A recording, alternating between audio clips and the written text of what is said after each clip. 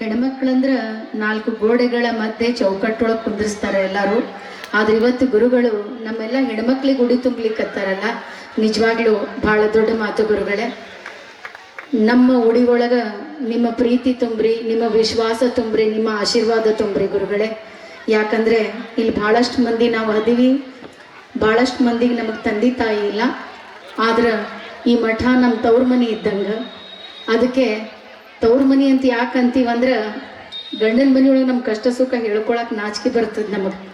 ಯಾಕಂದ್ರೆ ಕಷ್ಟ ಹೇಳ್ಕೊಂಡ್ರೆ ಎಲ್ಲಿ ನಮಗೆ ನೋಡುವಂಥ ದೃಷ್ಟಿ ಬದಲಾಗ್ತೈತೆ ಅನ್ನುವಂಥ ಅನುಭವ ನಮಗಿರ್ತದೆ. ಆದ್ರೆ ಈ ಮಠ ನಮ್ಮ ತವ್ರ ಮನೆ.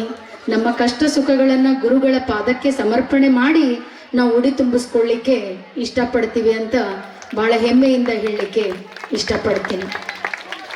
ಇದ್ರ ಜೊತೆ ಗಂಡ್ಮಕ್ಳು ಭಾಳ ಮಂದಿ ಇಲ್ಲ, ಹೆಣ್ಮಕ್ಳು ಅದಾರ. ಯಾಕಂದ್ರೆ ಉಡಿ ತುಂಬು ಕಾರ್ಯಕ್ರಮ ಇದ್ದದಕ್ಕೆ ಭಾಳಷ್ಟು ಮಂದಿ ಬಂದಿಲ್ಲ. ಅಂದರೂ ಎಲ್ಲ ರೈತರಿಗೆ, ರೈತ ಮಹಿಳೆಯರಿಗೆ ಅವರ ಪಾದ ಮುಟ್ಟಿ ನನ್ನ ನಮಸ್ಕಾರಗಳು. ಈಗ ಮೊದಲು ಇಲ್ಲೇ ಬಂದೆ, ಮಠಕ್ಕೆ ಹೋಗಿ ಬರ್ರಿ ಅಂತ ಹೇಳಿದರು. ಮಠಕ್ಕೆ ಹೋದೆ. ನಿಜವಾಗ್ಲೂ ಎಷ್ಟು ದೊಡ್ಡ ಮಠ ಐತಿ ಅನ್ನೋದು ಮುಖ್ಯ ಅಲ್ಲ, ಆ ಮಠದೊಳಗೆ ಕಾಲಿಟ್ಟ ಮೇಲೆ ನಮಗೆ ಮಾನಸಿಕ ನೆಮ್ಮದಿ ಎಷ್ಟು ಸಿಗ್ತೈತಿ ಅದು ಭಾಳ ಮುಖ್ಯ. ಅದಕ್ಕೆ ಸ್ವಲ್ಪ ಹೊತ್ತಲ್ಲಿ ಕುಂತ ಮೇಲೆ ಆ ಗದ್ಗಿಗೆ ನಮಸ್ಕಾರ ಮಾಡಿದ ಮೇಲೆ ಏನೇ ಒಂದು ದೇವ್ರ ಸಾಕ್ಷಾತ್ಕಾರ ಆದಂಗೆ ಅನ್ನುವಂಥ ಅನುಭವ ಆಗ್ತದಲ್ಲ, ಅದು ನಿಜವಾದ ಮಠ ಅಂತ ಹೇಳಲಿಕ್ಕೆ ನಿಜವಾಗ್ಲೂ ಹೆಮ್ಮೆ ಅನಿಸ್ತದೆ. ಇವತ್ತು ಈ ಮಸೂತಿ ಗ್ರಾಮದಲ್ಲಿ ಎಲ್ಲ ದೇವರ ಆಶೀರ್ವಾದ, ಸಾಕ್ಷಾತ್ ಪರಮೇಶ್ವರನ ಆಶೀರ್ವಾದ ನಮಗೆ ಸಿಕ್ಕೇ ತನ್ನಲಿಕ್ಕೆ ಭಾಳ ಹೆಮ್ಮೆ ಅನಿಸ್ತದೆ. ಆ್ಯಕ್ಚುಲಿ ಗುರುಗಳು ಪಾಪ ನನಗೆ 2-3 ತಿಂಗಳದಿಂದ ಈ ಪ್ರೋಗ್ರಾಮಿಗೆ ಬರ್ರಿ ಬರ್ರಿ ಬರ್ರಿ ಅಂತ ಕರಿತಿದ್ರು. ಸ್ವಲ್ಪ ಕಾಲು ನೋವಿನ ಸಲುವಾಗಿ ನಾನು ಬ್ಯಾಂಗ್ಳೂರೊಳಗೆ ಅಡ್ಮಿಟ್ ಇದ್ದೆ, ಹಾಸ್ಪಿಟ್ಲ್ ಒಳಗೆ. ಆ್ಯಕ್ಚುಲಿ ಹೋಗಬೇಡ ಅಂದ್ರೆ, ಆದರೂ ನಾ ಗುರುಗಳಿಗೆ ಪ್ರಾಮಿಸ್ ಮಾಡಿದ್ದೆ ನಾ ಬರ್ತೀನಂತ. ಬೆಳಗ್ಗೆ ಮುಂಚೆನೆ 2 ಗಂಟೆಗೆ ಎದ್ದೆ. ಯಾಕಂದ್ರೆ ಒಂದು ಅಭಿಮಾನದಿಂದ ಗುರುಗಳು ನನಗೆ ಕರೆದಾರ. ಮತ್ತೆ ನಾಳೆ ಮತ್ತೆ 10:30ಗೆ ಡಾಕ್ಟರ್ ಜೊತೆ ಅಪಾಯಿಂಟ್ಮೆಂಟ್ ಐತಿ, ಮತ್ತೆ ಹೋಗ್ಬೇಕು ನಾನು. ಅದಕ್ಕೆ ಪಾಪ ಗುರುಗಳು ನನ್ನ ಮೇಲೆ ಇಟ್ಟಂಥ ಒಂದು ಅಭಿಮಾನ. ಯಾಕಂದ್ರೆ ಒಂದು ಕೃಷಿ ಮಹಿಳೆ ಮೇಲೆ, ಅಂದರೆ ಒಂದು ರೈತನ ಹೆಂಡತಿ ಮೇಲೆ ಗುರುಗಳು ಒಂದು ವಿಶ್ವಾಸ ಇಟ್ಟು ಕರೆದಾರ. ಇದು ಒಂದು ರೈತನ ಹೆಂಡತಿಗೆ ಕೊಟ್ಟಂತ ಸನ್ಮಾನ ಅಲ್ಲ, ಇದು ಒಂದು ರೈತನ ಹೆಂಡತಿಗೆ ಕೊಟ್ಟಂತ ಉಡಿ ತುಂಬು ಕಾರ್ಯಕ್ರಮ ಅಲ್ಲ, ಇದು ಕರ್ನಾಟಕದ ಎಲ್ಲ ರೈತ ಮಹಿಳೆಯರಿಗೆ ಸಂದಂತ ಸಮ್ಮಾನ ಅಂತ ಭಾಳ ಹೆಮ್ಮೆಯಿಂದ ಹೇಳಲಿಕ್ಕೆ ನಾನು ಇಷ್ಟಪಡ್ತೀನಿ. ಆಮೇಲೆ ನಾನು ಎಂಜಿನಿಯರಿಂಗ್ ಮುಗಿಸಿದ್ರು ನಾನು AC ರೂಮ್ ಒಳಗೆ ಕುಂತು ಪ್ರೋಗ್ರಾಮ್ ಬರೆದಿದ್ದಕ್ಕೆ ಗುರುಗಳು ನನಗಿಲ್ಲಿ ಕರೆದಿಲ್ಲ. ನಾನು ಮುಂಜಾನೆ ಎದ್ದು 5:15 ಎದ್ದು ಒಂದು 15ರಿಂದ 20 ದನ ಕರೆದು ಸಗಣಿ ಕಸ ಬೆಳಿತೀನಿ. ಒಂದು 30ರಿಂದ 40 ಕುರಿ ಮೇಯಿಸ್ಕೊಂಡು ಬರ್ತೀನಿ. ಒಂದು 200ರಿಂದ 300 ಕೋಳಿಗಳಿಗೆ ಕಾಳು ಹಾಕ್ತೀನಿ. ನಾನು ಹೊಲ್ದಾಗ ಕೆಲಸ ಮಾಡುವಂಥ ಹೆಣ್ಮಕ್ಳು ಏನು ಕೆಲಸ ಮಾಡ್ತಾರೆ ಹೊಲ್ದಾಗ, ಅವ್ರ ಜೊತೆ ಕುಂತು ನನ್ನ ಮೆಂಟಾಲಿಟಿಯನ್ನು ಅವ್ರ ಮೆಂಟಾಲಿಟಿಗೆ ಸೆಟ್ ಮಾಡಿ, ನನ್ನ ಬಣ್ಣವನ್ನು ಭೂಮಿ ತಾಯಿ ಕೊಟ್ಟು ಭೂಮಿ ತಾಯಿ ಬಣ್ಣ ನಾನು ತಗೊಂಡಾಗ ನನಗಿಲ್ಲಿ ಸನ್ಮಾನಕ್ಕೆ ಕರೆದಾರೆ. ಅದಕ್ಕೆ ಯಾವುದೇ ಕೆಲಸ ಸಣ್ಣದಿರೋದಿಲ್ಲ, ಯಾವುದೇ ಕೆಲಸ ದೊಡ್ಡದಿರೋದಿಲ್ಲ. ಯಾ ಕೆಲಸ ನಿಮಗೆ ಮಂದಿ ಕಡೆ ಬೇಡುವಂಗೆ ಮಾಡ್ತದಲ್ಲ, ಅದು ಸಣ್ಣ ಕೆಲಸ. ನಿಮ್ಮ ಮನೆತನಕ್ಕೋಸ್ಕರ ನೀವು ದುಡ್ಡು ತಿನ್ನಾಕತ್ತೀರಂದ್ರೆ ನಿಜವಾಗ್ಲೂ ನೀವು ದೊಡ್ಡವರೇ. ಅದಕ್ಕೆ ನಾನಿಲ್ಲಿರುವಂಥ ಹೆಣ್ಮಕ್ಳಿಗೆ ಏನು ಹೇಳತ್ತೀನಿ, ಒಂದು ಮಾತು, ನೀವು ಬೇರೆದವ್ರ ಮನೆ ನೋಡಿ, ಬೇರೆದವ್ರು ಹೆಂಗಿರ್ತಾರೆ ಅದನ್ನ ನೋಡಿ ನಿಮ್ಮ ಕೆಲಸ ಮಾಡಕತ್ತೀರಂದ್ರೆ ಜೀವನದೊಳಗೆ ಎಂದಿಗೂ ಸಮಾಧಾನದಿಂದ ಇರ್ಲಿಕ್ಕೆ ಆಗೋದಿಲ್ಲ. ನಿಮ್ಮ ಮನೆತನ, ನಿಮ್ಮ ಮನೆ ಹಿರಿಯರು, ನಿಮ್ಮ ಗಂಡ, ನಿಮ್ಮ ಮಕ್ಕಳಿಗೆ ತೃಪ್ತಿ ಮಾಡ್ರಿ, ಅದು ಜೀವನ. ಆಮೇಲೆ ಒಂದು ತಾಯಿಯಾಗಿ, ತಂಗಿಯಾಗಿ, ಮಗಳಾಗಿ, ಹೆಂಡತಿಯಾಗಿ ನಾವು ಭಾಳಷ್ಟು ಪಾತ್ರಗಳನ್ನು ನಿರ್ವಹಿಸ್ತೀವಿ. ನಮ್ಮ ಮಕ್ಕಳಿಗೆ ಎಂಜಿನಿಯರಿಂಗ್ ಓದಿಸ್ತೀವಿ, ಡಾಕ್ಟರ್ ಮಾಡ್ತೀವಿ, IAS ಆಫೀಸರ್ ಮಾಡ್ತೀವಿ. ಆದ್ರೆ ನಮ್ಮ ಹೆಣ್ಮಕ್ಳಿಗೆ ವಿದ್ಯಾಭ್ಯಾಸದ ಜೊತೆ ನಾವು ಸಂಸ್ಕಾರ ಕೊಟ್ಟಿಲ್ಲ. ಯಾವಾಗ ಅವ್ರು ಮದುವೆ ಮಾಡಕ್ಕೆ ನಾವು ರೆಡಿ ಮಾಡ್ತೀವಂದ್ರೆ ಅವ್ರಿಗೆ ಒಂದು ಯುದ್ಧಕ್ಕೆ ಹೋಗುವಂಗೆ ನಾವು ರೆಡಿ ಮಾಡ್ತೀವಿ. ನಿಮ್ಮ ಅತ್ತಿ ಹಿಂಗ, ನಿಮ್ಮ ನಾದ್ನಿ ಹಿಂಗ, ನಿಮ್ಮ ಮನ್ಯಾಗ ಹಿಂಗ ಹಂಗೆ ಹೇಳೋ ಬದ್ಲಿ ನಿಮ್ಮ ಹೆಣ್ಮಕ್ಳಿಗೆ 2 ಮನೆತನದ ಮಧ್ಯದಲ್ಲಿ ಒಂದು ಸೇತುವೆ ಆಗುವಂಗೆ ರೆಡಿ ಮಾಡ್ರಿ, ಆದ್ರೆ ಒಂದು ಗೋಡೆ ಕಟ್ಟುವಂಗೆ ರೆಡಿ ಮಾಡ್ಲಿಕ್ಕೆ ಹೋಗ್ಬೇಡ್ರಿ. ಯಾಕಂದ್ರೆ ಇವತ್ತು ನಾನು ನಿಮ್ಮ ಮುಂದೆ ನಿಂತು ಮಾತಾಡ್ಲಿಕ್ಕೆ ಕಾರಣ ಏನು, ನಾನೇನು ಹೊಲ ಖರೀದಿ ಮಾಡಿದ್ದೇನು ಇಲ್ಲ. ನಮ್ಮ ಅತ್ತಿ ಪಾಪ ಕಷ್ಟಪಟ್ಟು ಹೊಲ ಉಳಿಸಿದ್ರ ಅದನ್ನು ಬೆಳೆಸ್ಕೊಂಡು ಹೋಗಿನಿ. ನಾನು ಖರೀದಿ ಮಾಡಿ ತಗೊಳ್ಳುವಂಥ ಯೋಗ್ಯತೆ ಇದ್ದಿದ್ದಿಲ್ಲ. ಯಾಕಂದ್ರೆ ನಾನು ಒಂದು ಮಧ್ಯಮ ವರ್ಗದ ಸಾಧಾರಣ ಮಹಿಳೆ. ಇವತ್ತು ಪಾಪ ನಮ್ಮ ಹಿರಿಯರು ನನಗೆ ಹೊಲ ಇಟ್ಟಾರ ಅಂತ ಹೇಳಿ ನಾನು ಮಾಡ್ಕೊಂಡು ತಿಂದೀನಿ. ಅದಕ್ಕೆ ಯಾವಾಗಲೂ ನಿಮ್ಮ ಮನೆಯ ಹಿರಿಯರ ಬಗ್ಗೆ ಕೃತಜ್ಞತೆಯನ್ನು ಇಟ್ಕೊಳ್ರಿ. ಒಂದು ತುತ್ತಿ ಎತ್ತು ಮೊದಲು ಅವ್ರಿಗೆ ಭಾಳಷ್ಟು ನೆನಪು ಮಾಡ್ರಿ. ಯಾಕಂದ್ರೆ ಒಂದು ಗೌರ್ಮೆಂಟ್ ನೌಕರಿ ನೀವು ಮಾಡ್ತೀರಂದ್ರೆ 1 ಎಕರೆ ಹೊಲ ಮಾರಿ ಒಂದು ಗೌರ್ಮೆಂಟ್ ನೌಕರಿ ತಗೋಬಹುದು.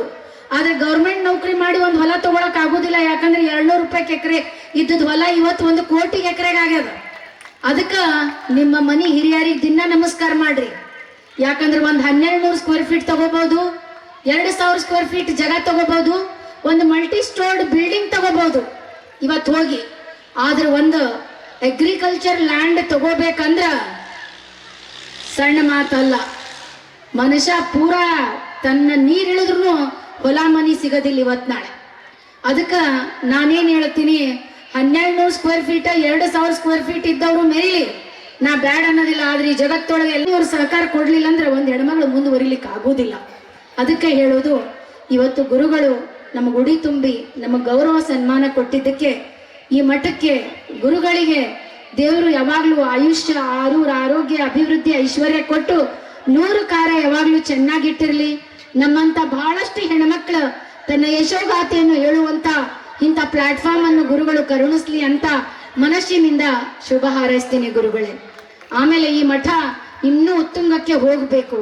ಆಮೇಲೆ ಇವತ್ತು ರೈತ ಮಹಿಳೆಗೆ ಕರೆದು ಏನು ಸನ್ಮಾನ ಕೊಟ್ಟಿರಲ್ಲ, ಅದು ನಮಗ್ ತುಂಬಿದಂತ ಉಡಿ ಅಲ್ಲ, ಇದು ಭೂಮಿ ತಾಯಿಗೆ ತುಂಬಿದಂತ ಉಡಿ ಗುರುಗಳೇ.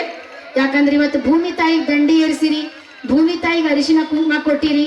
ಭೂಮಿ ತಾಯಿಯ ಉಡಿ ತುಂಬಿದ್ದಕ್ಕೆ ಗುರುಗಳಿಗೆ ಎಲ್ಲ ಭೂಮಿ ತಾಯಿಯ ಆಮೇಲೆ ಎಲ್ಲ ಹೆಣ್ಮಕ್ಳ ಪರವಾಗಿ ಎದೆ ತುಂಬಿ ನಮಸ್ಕಾರಗಳನ್ನ ಹೇಳ್ತಾ ಒಂದು ಬಸವಣ್ಣನ ವಚನದೊಂದಿಗೆ ನನ್ನ ಮಾತನ್ನ ಮುಗಿಸ್ತೇನೆ. ಇವನಾರವ ಇವನಾರವ ಇವನಾರವ ಎಂದೆನಿಸದಿರಯ್ಯ, ಇವ ನಮ್ಮವ ನಮ್ಮ ಮನೆಯ ಮಗನೆಂದೆನಿಸಯ್ಯ ಕೂಡಲ ಸಂಗಮ ದೇವ. ನಾನು ರಾಯಚೂರು ಜಿಲ್ಲೆಕ್ಕೆ ಆದ್ರೂ ಇವನಾರವ ಅಂತ ನೀವು ಹೇಳಿಲ್ಲ. ಗುರುಗಳು 3-4 ತಿಂಗಳದ ಹಿಂದಿಂದ ಅಮ್ಮ ನೀ ಬರ್ಬೇಕಮ್ಮ ಅಂತ ಹೇಳಿ ಕರೆದ್ರಲ್ಲ, ಅವರ ಅಭಿಮಾನಕ್ಕೆ ಆಮೇಲೆ ಆ ಬಸವಣ್ಣನ ವಚನಕ್ಕೆ ನಿಜವಾದ ಅರ್ಥವನ್ನ ಕೊಟ್ಟಿದ್ದು ಗುರುಗಳು. ಇವನಾರವ ಅಂತ ಹೇಳಿಲ್ಲ, ನಿಮ್ಮ ಮಸೂತಿಯ ಮಗಳ ಸ್ಥಾನವನ್ನು ಕೊಟ್ಟಿದ್ದಕ್ಕೆ ಗುರುಗಳಿಗೆ ಮನದಾಳದ ನಮಸ್ಕಾರಗಳನ್ನು ಹೇಳ್ತಾ, ನೇಗಿಲ ಕುಲದೊಳಗಡಗಿದೆ ಕರ್ಮ, ನೇಗಿಲ ಮೇಲೆ ನಿಂತಿದೆ ಧರ್ಮ. ಒಕ್ಕಲಿಲ್ಲದ ಊರು, ಮಕ್ಕಳಿಲ್ಲದ ಮನೆ, ಲೆಕ್ಕವಿಲ್ಲದ ಬಿಹಾರ, ಈ 3 ದುಃಖ ಕಾಣೆಂದ ಸರ್ವಜ್ಞ. ಯಾವ ಊರೊಳಗೆ ಒಕ್ಕಲಿಗನಿಲ್ಲ ಅಲ್ಲಿ ಲಕ್ಷ್ಮೀನೂ ಇರುವುದಿಲ್ಲ, ಸರಸ್ವತಿನೂ ಇರುವುದಿಲ್ಲ. ಎಲ್ಲಿ ಒಕ್ಕಲಿಗನಿರ್ತಾನೆ ಅಲ್ಲಿ ಲಕ್ಷ್ಮಿ ಅದಾಳ, ಸರಸ್ವತಿ ಅದಾಳ, ಗೌರಿ ಅದಾಳ. ಅದಕ್ಕೆ ಹೇಳ್ತಾರೆ, ನಮ್ಮ ಇಷ್ಟು ಮಂದಿ ಹೆಣ್ಮಕ್ಳಿಗೆ ಏನ್ ಕುಂತೀರಿ, ಇವತ್ತು ನೀವು ಉಡಿ ತುಂಬಿಕೊಂಡು ಎಲ್ಲರೂ ಗುರುಗಳಿಗೆ ಶುಭ ಹಾರೈಸ್ರಿ. ಈ ಮಠ ಉದ್ಧಾರ ಆಗ್ಲಿ, ಗುರುಗಳು ಉದ್ಧಾರ ಆಗ್ಲಿ, ಗುರುಗಳಿಗೆ ಯಾವಾಗ್ಲೂ ದೇವ್ರು ಚಲೋ ಇಟ್ಟಿರ್ಲಿ ಅಂತ ಮನಸ್ಸಿನಿಂದ ನಮಸ್ಕಾರಗಳನ್ನ ಮಾಡ್ತಾ, ಇವತ್ತು ಕರ್ನಾಟಕ ರಾಜ್ಯೋತ್ಸವ ಐತಿ. ನಾವು ಕನ್ನಡದ ಮಣ್ಣಿನಲ್ಲಿ ಹುಟ್ಟಿದೀವಿ, ಅದನ್ನ ಆಚರಣೆ ಮಾಡುವಂತ ಒಂದು ಒಳ್ಳೆಯ ದಿನ ಇವತ್ತು. ಅದಕ್ಕೋಸ್ಕರ ಇನ್ನು 100 ಜನ್ಮ ಎತ್ತಿ ಬಂದ್ರು ಕವಿತಾ ಮಿಶ್ರಾನ ಅಸ್ತಿತ್ವ ಏನಾರು ಐತೆ ಅಂದ್ರ ಅದು ಕರ್ನಾಟಕದ ಮಣ್ಣಿನಿಂದ ಐತಿ. ಈ ಮಣ್ಣಿಲ್ಲಂದ್ರ ಕವಿತಾ ಮಿಶ್ರಾನ ಅಸ್ತಿತ್ವ ಇದ್ದಿಲ್ಲ. ಅದಕ್ಕೋಸ್ಕರ ನಾನು 100 ಜನ್ಮ ಎತ್ತಿ ಬಂದ್ರು ಈ ಕರ್ನಾಟಕದ ಮಣ್ಣಿನ ಋಣ ತೀರಿಸ್ಲಿಕ್ಕೆ ಆಗೋದಿಲ್ಲ. ಅದಕ್ಕೆ ಎಲ್ಲಾದರೂ ಇರು ಎಂತಾದರೂ ಇರು ಎಂದೆಂದಿಗೂ ಕನ್ನಡವಾಗಿರು, ಕನ್ನಡವೇ ಸತ್ಯ, ಕನ್ನಡವೇ ನಿತ್ಯ. ಇದೇ ಭಾಷೆ ಇದೇ ನಾಡು ಎಂದೆಂದು ನಮ್ಮದಾಗಿರಲಿ.